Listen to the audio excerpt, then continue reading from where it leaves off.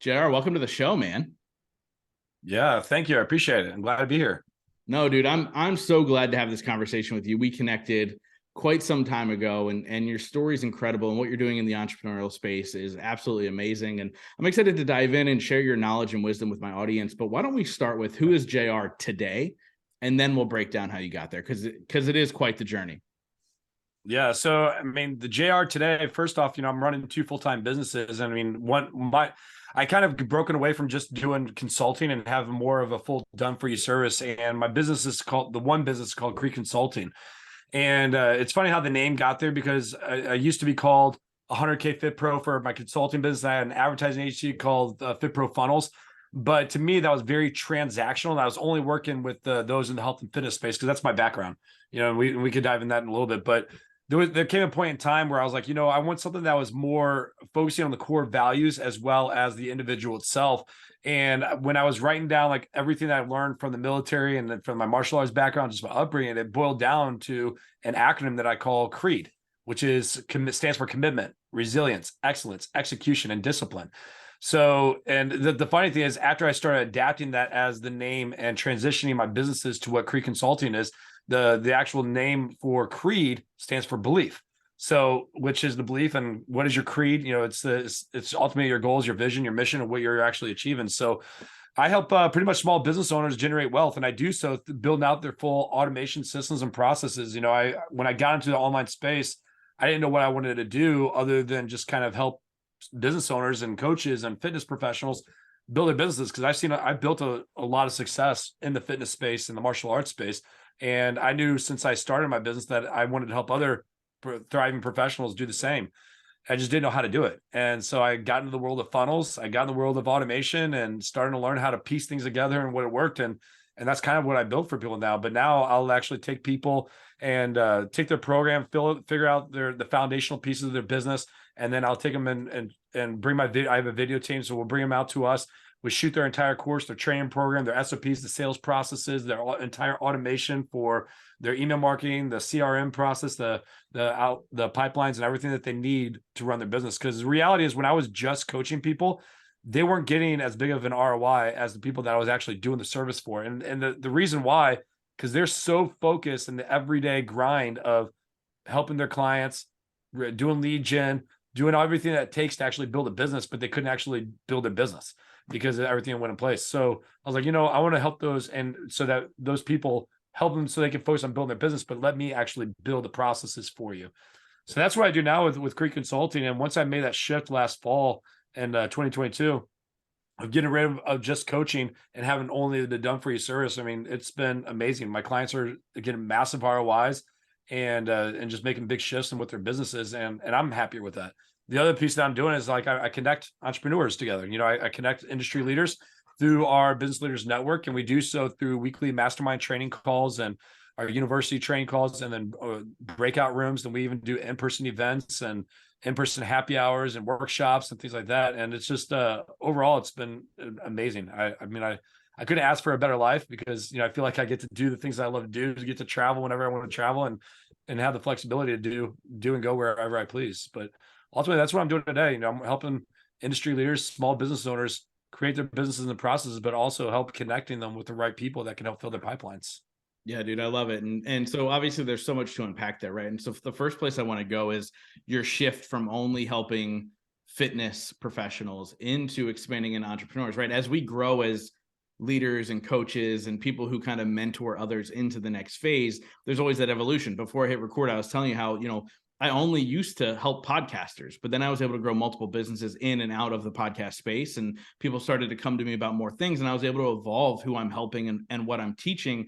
And it kind of opens the world for me. So when was it for you or what was the moment where you're like, okay, it's time for me to evolve this business and start to help people outside of the fitness space? Because a lot of times that's scary, right? Because you've built such a reputation in one track that it's hard to make the jump. What was that like for you? Was it a smooth transition? And what was the aha moment for you to go, okay, now it's time for me to evolve?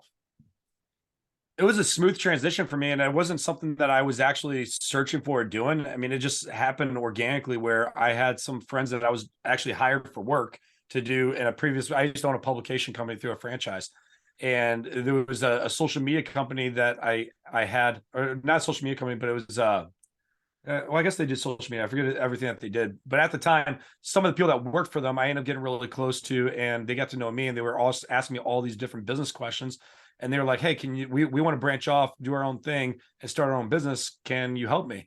And I was like, "Well, I never helped someone outside of the fitness space, but I'm sure the process could be the same." So we dove into. I mean, I just told them at that time. This is going on like 5 years ago or something like that. It was a 90-day program that I gave them, and their social media company, and within 90 days they went from a startup making $0 to generating on more than $7,000 to $8,000 in monthly recurring revenue for 8-month contracts. And so that was a big aha moment for me. I was like, oh, maybe I can branch out to other things. And then ended up being them. Then I ended up working with dog walkers and dog breeders and car detail people and nonprofits. I mean, gosh, I even e-commerce. I was like, man, the fundamentals in business all can like balance. It can go pretty much anywhere whenever you do it. And every time I get someone outside of space I never helped, I was like, well, I never helped anyone in your space before, but this is what I'm known for and what I can do. We can give it a try and see where we can go. But I've been really blessed that a lot of people that come into my world usually are all by referral or invite. And and that's tends to be the best relationship anyways. Is I help someone else get success, they end up telling other people about me, and then they end up coming finding me. So it's not like I'm this massive influencer online that has 100,000 followers on anything. I mean, but I've been able to help probably close to 1,000 entrepreneurs since 2017 start, grow, and scale their businesses, and that's worldwide. And it's been very amazing for me and my family, and even just in the entrepreneur world. So I love what I do. It's fun. But yeah, the transition itself, it wasn't something I was looking to do, but now I'm like, okay, I know I can help anyone. I would say right now my go-to target audience is going to be coaches, speakers, and authors. And those are 3 main things that I love doing, but I still help people outside.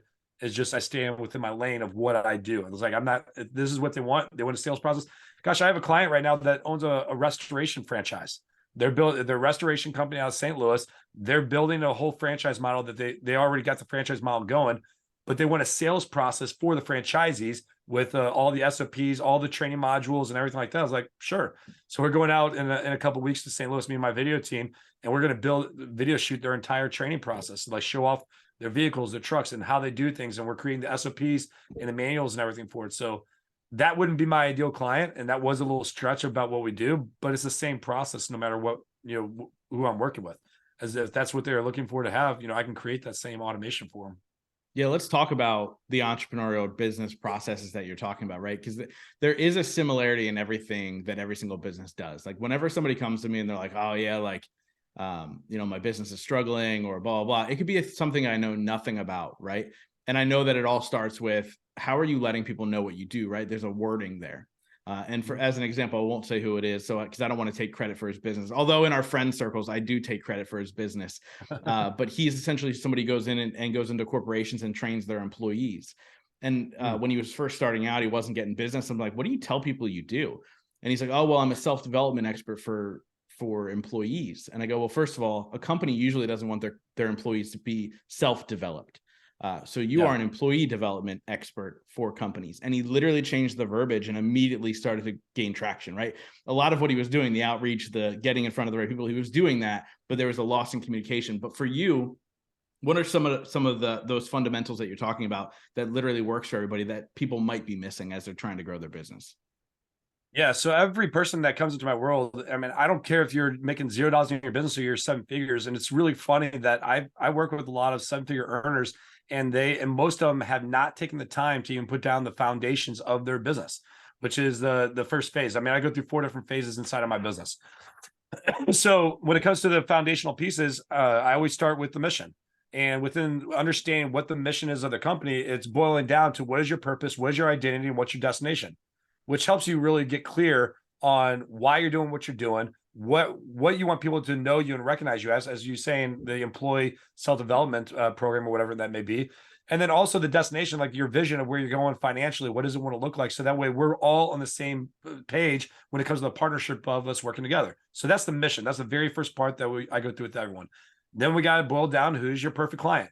what is your big promise, which is your messaging? What is your big 7, which is the 7 biggest problems that your perfect clients have? And then boil and creating your irresistible offer, because we're all problem solvers. And if we don't know who their ideal client, well, first off, their mission is, we can't really figure out who our ideal client is. If we don't know who our ideal client is, we can't figure out what our messaging is. If we don't know what our messaging is, we can't figure out the problems that we're even solving, because everything's going to boil down and filter up to that. And then when you can identify the key problems you're solving, everything's going to resolve around that, and everything's going to lead to that big promise.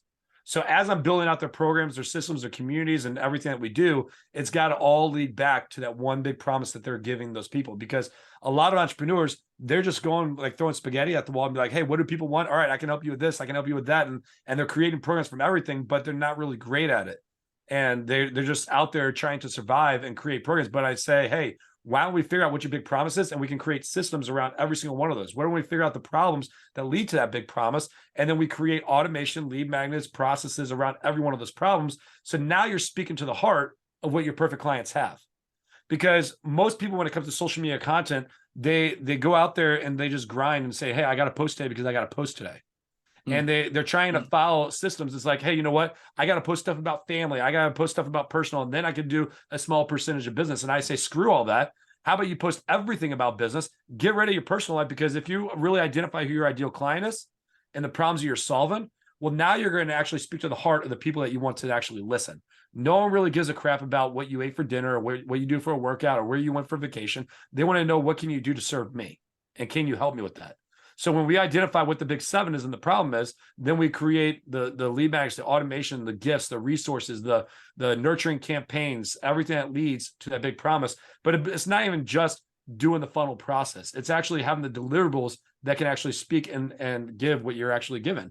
So when it comes to, after I figure out the foundational pieces, I mean, your question was, what do I do that's transferable for every business? 1, it's the foundations, and 2, there's something new that I started doing with everyone that I found that's very relevant, is creating your community. And this can look in so many different ways, because it's really hard. I work with people that sell very high ticket items. It's very hard to sell anything high ticket to anyone that doesn't even know who you are. Can you do it? Yes, it's possible. But the relationship between you and someone that you know is going to be way different than someone that you just met, and now you're trying to bring them on board to figure out how you can serve them and help them. So true. So building a community is going to be even more powerful than, and those are going to be the people that you're going to feed to your high ticket services if it's a great fit. So before, what I would teach people to do is like, okay, do a free community. And then I have a process that takes them through that. You do an invite to a registration process that gets them into your nurturing campaigns. And then you follow up and through that. It's the same thing, but now instead of doing a free community, it's a paid community. And it's an invite to your calls and your training that you do, and they're in your nurturing campaigns. But now, for them to actually get continuing education, they actually have to pay for that. So they're getting passive income. They're doing an affiliate. They're building an affiliate program so they can bring other experts in and feed them, and that can help grow and get into there. But the beauty of that, of doing a paid community, is now you got people that are excited about who you are. They know about who you are. There's the selling for your high ticket services is going to be way easier than it is trying to get some cold outreach. But your paid community can look in many different ways. It doesn't have to be just digitally. Your paid community can be virtual, or it can be in person. It can be whatever you want it to look like. But you got to build that community. You got to build that network, because your network and your community is what's going to feed you, and it's going to feed your high ticket services. So we go from there, and then we go to actually building out the deliverables. So what do the deliverables look like? Well, if you're a coach, well, I'm going to work on your brain dump. Then we're going to work on your outline. What are the different phases inside of your business that you're do? What are the steps it's going to take? It's like creating your entire training course for, like, if you were a teacher in a university and you're teaching people how to do X, Y, Z. We're building out this training course for them. And then once we do that, then we build out your scripts. And after we do the scripts, we fly you out. We do your full video shoot. While it's getting edited, we build out all the training resources. So that way there's always a resource guide or a workbook or a training thing that they get along with the video that they can get for the automation. After that's done, then I create the whole funnel systems that they can use for that training program and the automation process and the CRM. And then they just rinse and repeat for everything that they do. Good, I love it. And so anybody who listens to this show understands, and the second piece that you talked about was community, right? It's been a theme over the last 6 months, maybe a year on the podcast, individuals talking about community, right? From Pat Flynn to Warren Carlisle, who owns Octonation, to whoever. Like, I feel like this is the next iteration. Before it was ClickFunnels, before it was lead magnets, before it was this. And although those things still absolutely work, the community is really, again, where you nurture that relationship. Like if you came to my event in February in Florida, 30% of the attendees were literally within an hour of me, because this is the community that I've built even before I understood what building a community was, right? And so it's this really cool understanding of like, the more you nurture relationships, the easier it is to go, hey, you've seen my value. And almost they come to you and they say, I'm ready for the next thing, right? There's no sales in this. Like it's literally relationship building, and what happens, right? And I think it's a beautiful thing to kind of see that no matter the industry, you can do that, right? No matter the industry, whether it's, restoring cars or coaching, that's something you can do. Now, obviously, I'd be intrigued by I guess you could easily build a community around restoring cars. I feel like people are fascinated by that. I had a client that worked with me for about 18 months, almost 2 years. And I'll give an example about how we helped him build his community. Before I do that though, you talk about even before, Zooms and all these different things and ClickFunnels and whatever. I like to use the example of a church. And like, if you think about a church, why do people keep showing up every single week to go out there? Why do people do small groups? It's because they're hungry for relation. They're hungry for community. And those that engage want to give. I mean, the church is like the best example when it comes to building community, because they're getting thousands of people. I mean, depending on the size of the church, let's say it's a mega church or whatever. They're getting thousands of people to volunteer for free on a weekly basis, sometimes multiple times a week, to do this because they're engaged. They're building relationships. They're bought into the mission that the church has. So if you could take that same concept like a church and figure out a way to get people engaged into what your mission is, then those are the people that are going to get bought into what you even want to provide later on. But talk about a restoration company or a car detail. So I had a client of mine, he's out of California in San Diego, and he has a very high-end car detail company where they do like, I don't know, they do wraps and a bunch of other things. But one thing within that community that I learned is they love people, the type of people that he served were very high-end type people, like the Lamborghinis and Porsches and BMWs, like very high-end $100,000 vehicles. Well, these type of people that buy those vehicles love showing off their vehicles. So what we end up doing is we started with once a month. We end up building a community of people coming to a shop and bringing the car, and it became a car show, which they ended up bringing donuts and they didn't do cars. Well, that ended up being twice a month, and it ended up being, I think it ended up being weekly, that they would come every week. And then after they did the car show where they did it, people would just go around with coffee, show off each other's cars. Then it went because in California they have all the big mountains. Then they all went on a long car ride together, and they just get in this bit like you hear out in the out here you get the, what do they call it, the rumble with the motorcycles every year. Yeah. And it was just like that. They would have like 20, 30, 40 high-end cars going through these mountains, just driving, and they stop at the top of the mountain and they hang out and socialize, and they make this a weekly or a monthly event with together. But this is the type of people that you want to attract. And then when he was building that type of community that bought these type of vehicles, well, when it's like saying rich people know rich people, well, rich people know other rich people that need your services.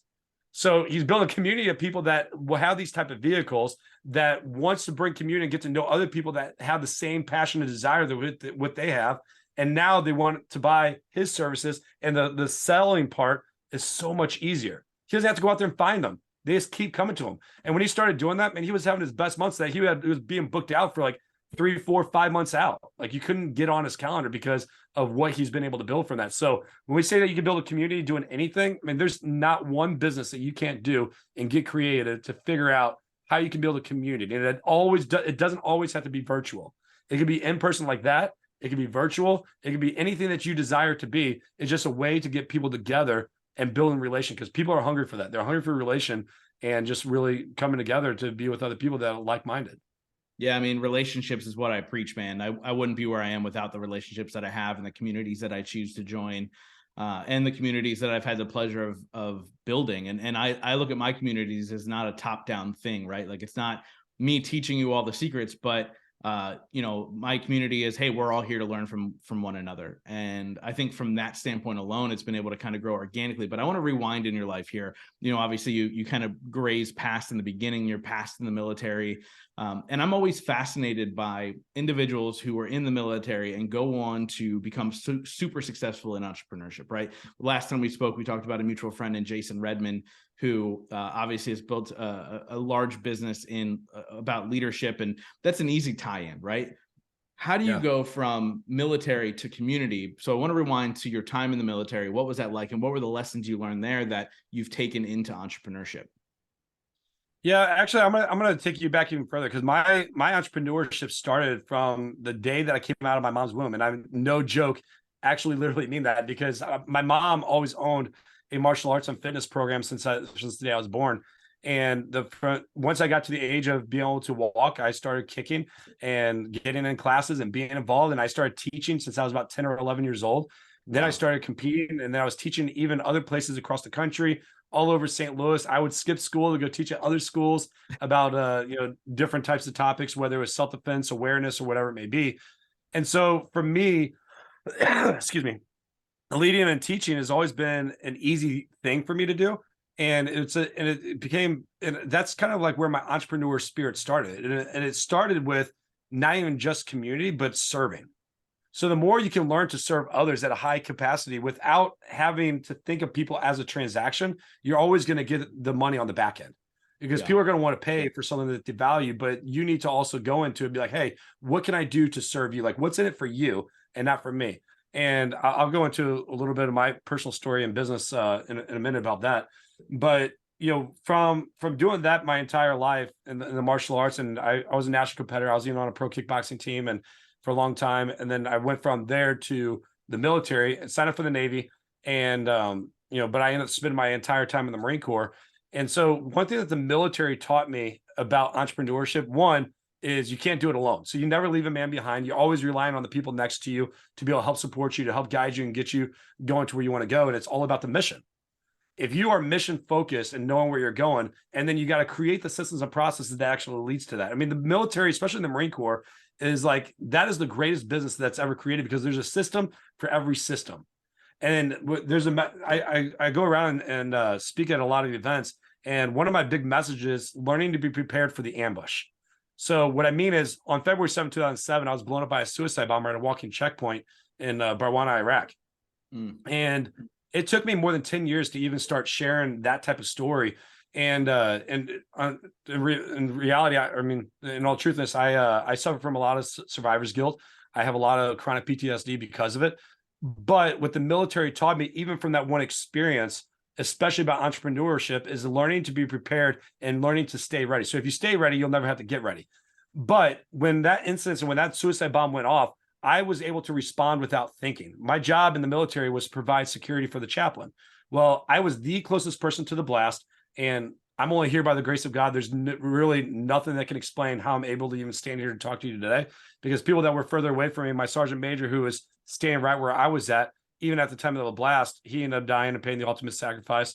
A buddy of mine lost both of his legs. We were standing right next to my sergeant major, and our interpreter, Jimmy, he ended up, passing away. And so did Jenny Purcell, and a bunch of other people got injured. And yet I was the closest person. And for whatever reason, God still spared my life. And even when I was, blown and thrown to the ground, left unconscious and not really knowing what happened, I had straight tunnel vision and saw the chaplain trying to crawl to get to the safety. And he had body parts from other people blown up all over him. And I ended up finding a way to grab him back of his flak and drag him underneath shelter to really assess and see if there was any other danger that we needed to take care of. And, at that moment, you don't have time to think. You just have time to respond. And this is what's really important for entrepreneurs to really understand. In the military, especially in the Marine Corps, we train from the day you put your feet on those yellow footprints to prepare you for that day that's going to come, because we're all going to get ambushed sometime or another in our life, in our business. And an ambush could be completely different in everyone's perspective. It could be COVID. It could be a pandemic. It could be, a client quitting, a very high-end client. It could be an employee quitting. It could be someone getting sick, a family member getting sick, whatever it may be. There's going to be something that's going to ambush us. But one thing that the Marine Corps taught us is, from day one, you are constantly building that muscle, that training over and over and over again. That consistency is doing the things that suck. That's going to prepare you. I can't tell you how many times that we stepped foot on Odark 30 carrying a pack, and to go on a 10, 20, 30 mile hike and for absolutely nothing. And we're all complaining about doing that, but you do it over and over again. You're on the gun range, throwing rounds down range over and over and over again while rain is pouring down on you. And you're like, why am I doing this? Well, you're doing it to prepare you for that ambush, for that one day. And so when it comes to the military and the strategies and the systems that I've learned, everything in the Marine Corps, there's an order, there's a system, there's a training process that helps lead you to that big promise. That big promise is to making sure that you are able to survive when the shit hits the fan. In your business is no different. Are we doing the things in business to prepare us for that day when we actually get ambushed? And most of us are not. Most of us get complacent, most of which in Iraq, you'll see signs everywhere that says complacency kills. But most of us as entrepreneurs get complacent. We get too comfortable doing the daily things. It's like, hey, you know what? I had a good day. I filed all my papers. I shot out some social media posts. I'm gonna call it a day and go have a couple drinks with some friends. But there's still things that we need to do every single day that's going to help push us to where we need to go. And most people aren't going to be committed. They're not going to be resilient. They're not going to show up with excellence. They're not going to execute and take daily action, and they're not going to have the discipline to actually complete that mission, which is their creed. So when it comes to what I learned in the Marine Corps and what I learned as an entrepreneur, it was learning to be prepared. And if you stay ready, you'll never have to get ready. And that means having that consistent schedule, that consistent routine, the consistent habits, the consistent discipline to actually lead you to the big promise, to the big mission that you're actually wanting to go after. Dude, I love it, man. So I want to rewind a little bit to the PTSD that comes from moments like that. Yeah. There are a lot of soldiers who experience terrible things in the military and they're not able to overcome PTSD. And the reason I'm talking about this, even though this is very much a business type of episode, but I feel like in so many people's lives, they go through a trauma in some way, shape, or form that they're not able to overcome. What did you put in place and continue to have in place in your life to make sure you don't fall into those pitfalls when those moments arise of PTSD and so on and so forth? What do you have in place? Because I'm sure you have a system or something you do in order to continue to stay ready. Yeah, you know, I'm going to be really honest. I'm still trying to navigate through a lot of these different things. But I will say, it goes back to what we've just been talking about this entire episode. It boils back to the community that you're part of. It boils down to the people that you have surrounding you that's pouring in life and good skills and, you know, affirmations and positivity into you that's pushing you to get to where you want to go. I mean, if you want to be poor, hang around poor people. If you want to be rich, hang around rich people. If you want to be smart, hang around smart people. And so I continually to making sure that I'm allowing people that are doing way bigger things than I am to speak to on a daily basis, that are pouring into me on a daily basis and holding me accountable for the things that I'm going. I mean, gosh, I had a goal of saying, hey, you know what? I'm going to just settle for $1 million in my business. And my coach was like, why are you doing that? You're limiting yourself to this. Why don't you settle and be like, hey, next year, you're going to make $10 million inside of your business. And it really flipped me because I was like, I thought I was thinking big. I thought I was doing great things. I thought I was making a big impact. But in reality is he's way further along to where I'm even at business. And he's making me look at things bigger. And it boils down to the people you're bringing in your circle. Here's the other thing too, is you cannot take information. Everyone wants to give information about everyone. It's like you got, for whatever reason, you got these people that that are constant survival in their business and doesn't know how to make an extra dollar in their business or get a new client or whatever, but they're going to tell you how you can go make your next $100,000 or your next $1 million. You get people like that every single day that are trying to pour into you. And it's us as entrepreneurs, especially those that suffer from PTSD or whatever it may be. We have to really have a good sense of what we want to receive and take in and move forward with, and those that are not, because the bigger you get, the more noise you're going to hear. And you got to make sure that your circle is not big, but it's tight. And you only allow certain people within your tight circle to actually speak life into you. And a lot of people, it's hard to do because, I have my tight circle. I have people that I trust, that I bring in, that pour into life, that believe in the same morals and ethics and that I agree with. They're going to hold me accountable to everything that I do.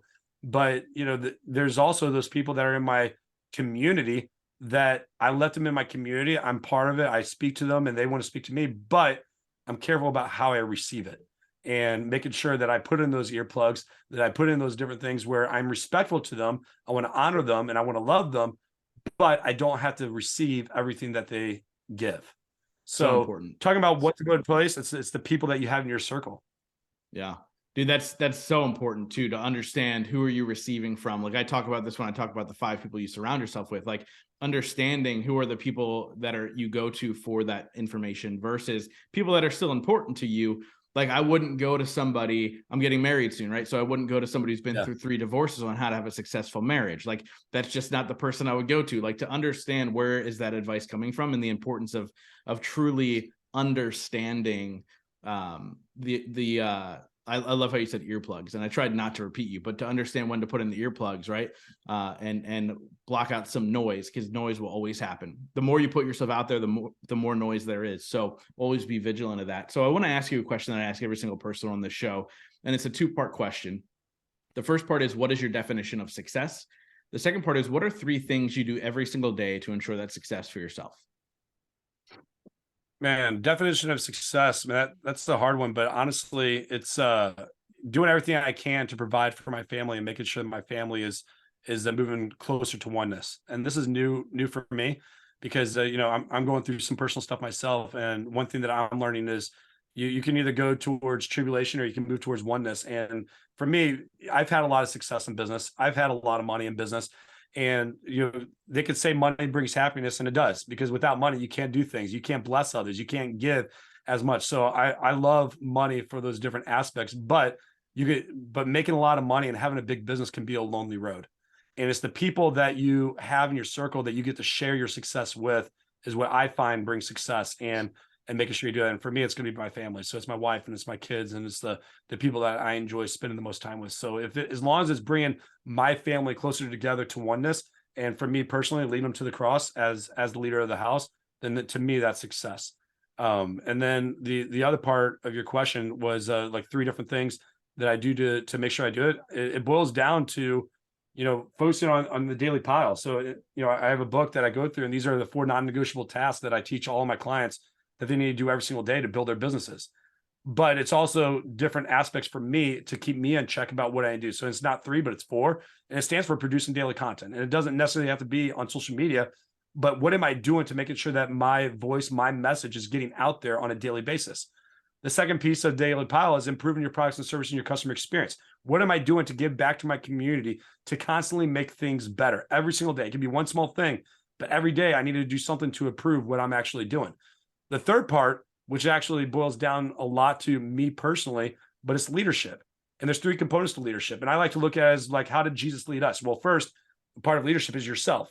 He had to go to the mountains and be with the Father, and really had to self-develop himself as a leader before he can go to the second part, which is his disciples, in our terms is our team. So we have to go figure out, like, I have to go lead myself first before I can go lead my team. And your team could be professionally, but your team can also be your family.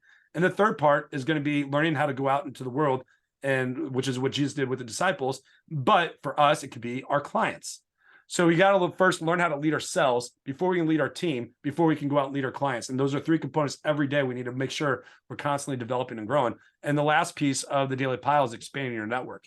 And if you're not going out there and meeting at least one new person that you can bring into your network, well, ultimately you're not going to see massive growth.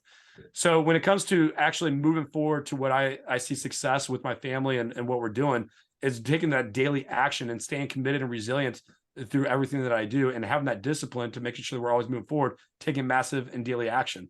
So those are what I believe success is for me personally, but also the steps that I try to take daily to help move me closer to that.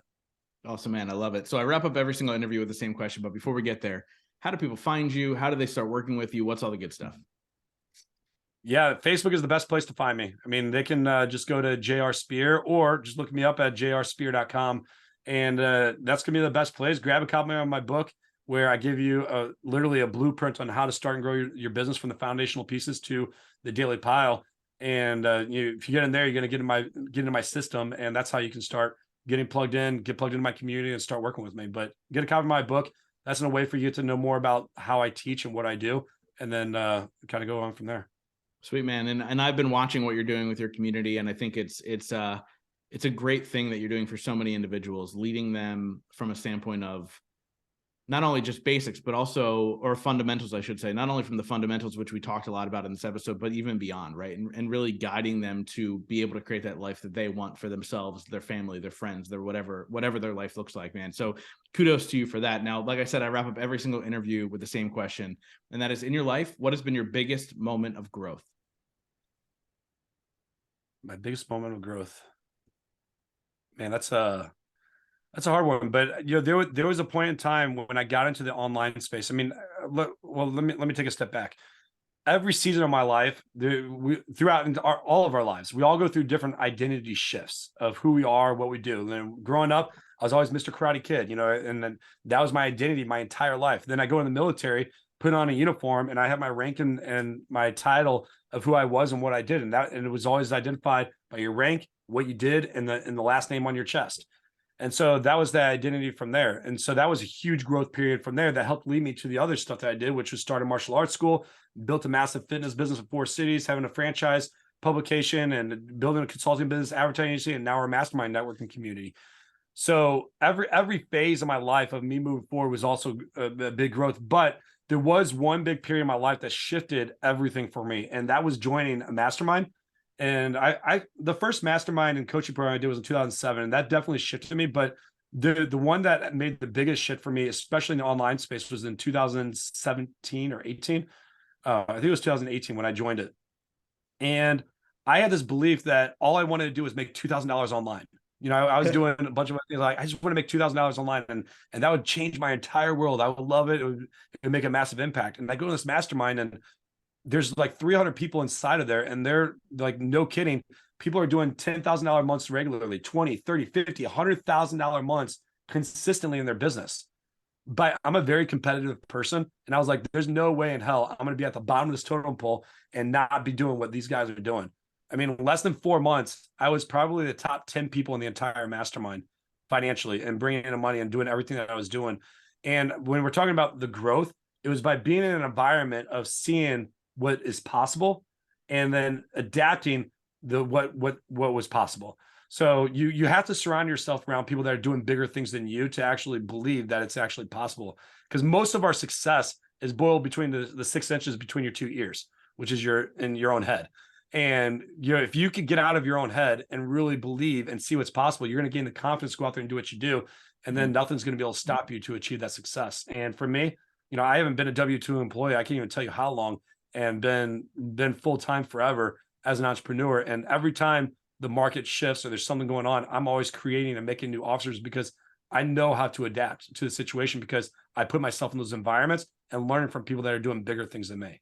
So that was probably the biggest period of growth for me, was joining that mastermind and surrounding myself around people that are doing things way bigger than me and what I even thought was possible. I love it, man. Dude, thank you so much for coming on and sharing with my audience, dude. I really appreciate you. This was awesome. No, I loved it. Thanks for the opportunity.